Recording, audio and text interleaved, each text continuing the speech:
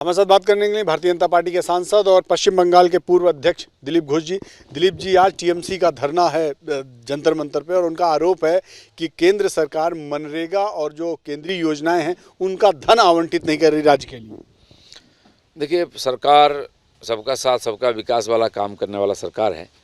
देश में इतना प्रदेश में किसी प्रदेश से कंप्लेंट क्यों नहीं आता है? किसी का धन नहीं रोका गया है। इस सरकार को भी भरपूर धन दिया गया है, लेकिन उसका मिसयूज हो रही है। वहाँ बंटन नहीं हो रहा है। गरीबों के लिए जो योजनाएं हैं उसके लिए सरकार सबको दे रही पैसा, केंद्र सरकार, और वहाँ 56 लाख लोगों के लिए आवास योजना का घर के लिए पैसा दिया गया है। उसमें 17 लाख लोगों का नाम काट दिया टीएमसी वाले, और बाकी लोगों का भी जो घर है वो कंप्लीट नहीं हो रही है। अब 4 साल 5 साल 6 साल से पैसा जा रहा है, क्यों नहीं घर पूरा होता है?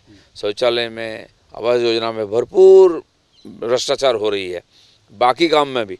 और यहाँ तक कि जो आयुष्मान का बीमा और किसान सम्मान निधि, ये दोनों से भी बंगाल के लोगों को वंचित किया जा रहा है।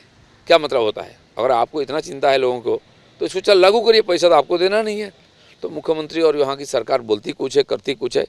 इतना भ्रष्टाचार, आपको मालूम होगा कल माननीय गिरिराज सिंह जी ने इस मामले में बोला भी है कि हर जिला में इसका ऊपर इंक्वायरी हुई, सरकारी अधिकारी से लेकर के पार्टी के लोग इसमें जिम्मेदार पाया गया भ्रष्टाचार में, लेकिन वहाँ की राज्य सरकार किसी के ऊपर कार्रवाई नहीं की है। तो स्वाभाविक है, पैसा जाएगा, बंटन नहीं होगा, उसका हिसाब नहीं आएगा, सरकार कहीं तो कड़ाई करेगी। इतनी भ्रष्टाचार बेलगाम, तो उससे लोगों की जो हित है वो प्रभावित हो रही है। सरकार कहीं ना कहीं कड़ाई कर रही है। ये कहीं ऐसा तो नहीं कि जो ईडी और सीबीआई की कार्रवाई है उसकी वजह से सेंट्रल गवर्नमेंट में प्रेशर बनाने के लिए धरना प्रदर्शन हो रहा है? बिल्कुल, उनका कई नेता, मंत्री, एमएलए, एमपी जेल में हैं, और भी कई लोगों का ऊपर लगातार इंक्वायरी चल रही है, बुलावा भी आ रही है ईडी सीबीआई से। हर नेता भ्रष्टाचार में डूबे हुए हैं, तो कभी भी ऐसा हो सकता है कि बड़े से बड़े नेता भी जेल जा सकते हैं। उससे बचने के लिए इस प्रकार नाटक रचा जा रहा है। दूसरा, अब आएंगे यहाँ धरना वरना करेंगे, फिर वो अरेस्ट हो जाए तो बोले कि देखो हम सरकार के खिलाफ धरना किया तो हमको अरेस्ट कर लिया है। ये लोग बार बार आरोप लगा रहे हैं। वो लोग ट्रेन से जाएंगे हज़ारों लोगों को लेकर के, तो ट्रेन आपको किराए में चाहिए तो रेल मंत्री को, जीएम को तो चिट्ठी लिखना चाहिए ना, उसमें नहीं है, किसी और संस्था को लिखे हैं, तो कितना धोखाबाजी है। दूसरा, ये लोग बोलते हैं हमको परमिशन नहीं मिल रही, परमिशन पूरी मिली, पूरा समय धरना दिया आप लोगों ने। पुलिस ने बोला कि समय पूरा हो गया, आप हटिए 5 मिनट में, वहाँ ड्रामा करना शुरू कर दिया। तो पुलिस से धक्का मुक्की हुई। न्यूज़ बनाना, लोगों को एक मैसेज देना था कि हम आपके लिए लड़ रहे हैं, लेकिन उनका हित को जब लूट रहे हैं ये भी लोगों को मालूम है। कल गिरिराज जी ने एक सवाल का जवाब दिया। उन्होंने बताया कि मनरेगा में कितना पैसा हमने बंगाल को आवंटित किया और किन किन मदों में भी आवंटित किया ग्रामीण विकास के क्षेत्र में। तो जब केंद्र सरकार की तरफ से एक बहुत ही सीनियर मिनिस्टर हैं वो सारी चीज़ों को साफ कर रहे हैं, तो क्या आपको लगता है कि महज राजनीति करने के लिए ये सारा फंडा अपनाया जा रहा है? नहीं, देखिए, यहाँ तो सब साफ है, कोई छुपा नहीं सकता कुछ भी।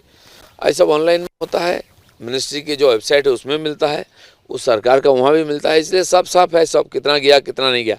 हजारों करोड़ रुपया वहाँ सरकार का पड़ा हुआ है जो केंद्र से भेजा गया है अलग अलग पदों पर, अलग अलग प्रोजेक्ट के लिए। सरकार की एफिशिएंसी नहीं है, काम करने की उनकी क्षमता नहीं है, वो निपटारा नहीं हो रहा है, लोगों तो धन नहीं पहुँच रहा है। 2 साल 3 साल से नरेगा का पैसा बाकी है।